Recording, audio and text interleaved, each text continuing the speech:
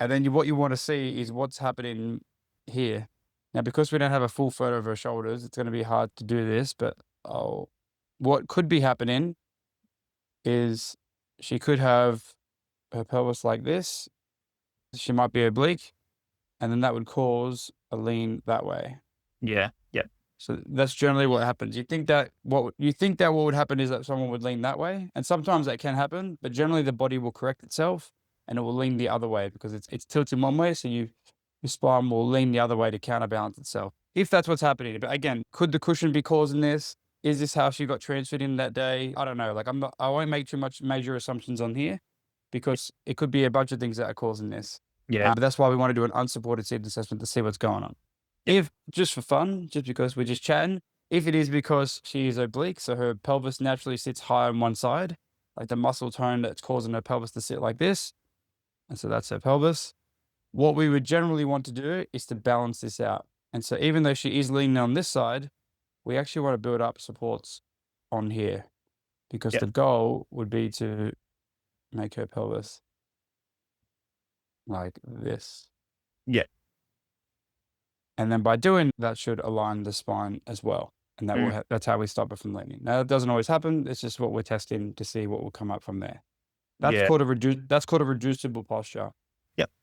If it's a non-reducible posture, meaning that it's fixed, like her body's like really fixed in space, then what will happen when you do this is that yes, her pelvis will straighten, but if it's non-reducible, if she's fixed, that curve that you're seeing is just going to curve that way because she's kind of like a statue. Picture someone like a statue, and if you rotate, you're either going to rotate this red thing because it's fixed, it's a picture, it's a statue, or it's reducible and it moves and we can adjust it. It's like gears. As a concept, does that make sense so far? Definitely does. Yeah. Definitely does. Excellent. So what that means for you is that when you do the unsupported seating assessment, if she is sitting like this, you might want to get some folded up rags or towels, pop it under the low side, see if what happens to her shoulder. Does it make it better or does it make it worse? Because either way, it's going to make her pelvis, it's going to make this straight.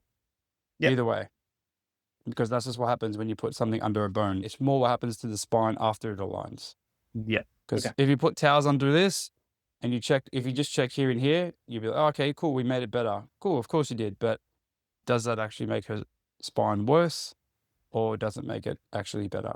If it makes it worse, then what we do is we don't put supports under this side.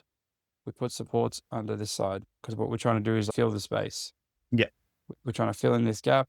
And so there's nice even pressure. So she's nice and stable, which I don't think she would be, but that's like pretty severe fixed pelvic obliquities. Gotcha. Making sense? Yeah. That's definitely. Yeah, definitely. I'll try and go out to see them this week. Yeah. And that's just one area. There's a lot of things going on here. Like her foot is also a bit of a concern. There's not much you're going to be able to do for that in the wheelchair, but we want to at least make this soft. Yeah. So she's not getting peak pressure points on there. Yeah. But she really needs AFOs or surgery at that point. There's not much.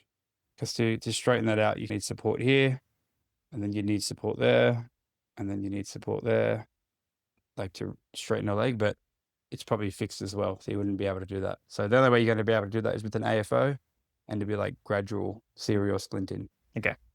Gotcha. In terms of material for the foot plates, what would you say? Yeah, there's good stuff here in the Blake Medical. They do some good stuff. If you ask whoever your supplier is, if they have these Blake Medical foot covers, these disperse pressure quite well, but you're not going to be able to do much. But you want something just to reduce the peak pressure point that is on her foot. Yeah. Great. That would be the moves. Yeah. That would be my next step of what I'd do. I'd also be looking at what's going on with their legs. I don't like that strap. Ideally, I'd want to be centralizing the hips, like with thigh guides, which I think I did see that she did have thigh guides. So I'd be curious as to what's going on. Why aren't we using it? The belt's also in the wrong position. So if she's sliding forward, then the belt needs to be snug for one. So it needs to be on there quite firm. And it needs to be in front of her GTs. So in front of her, so probably about front of this thigh guide over here. At the moment, it's just the seat belt that's just pulling on her belly. It's not actually going to stop her from sliding forward. And as for her backrest, if she does leaning, even if we achieve all these things, if we do all this and we have her nice and upright, we still might either need a deep contour backrest, just to help keep her torso nice and straight, or we might need lateral support. So one high over here and one lower over there, like pretty much right at those angles. Where you want to put your hands, you want to realign her right there.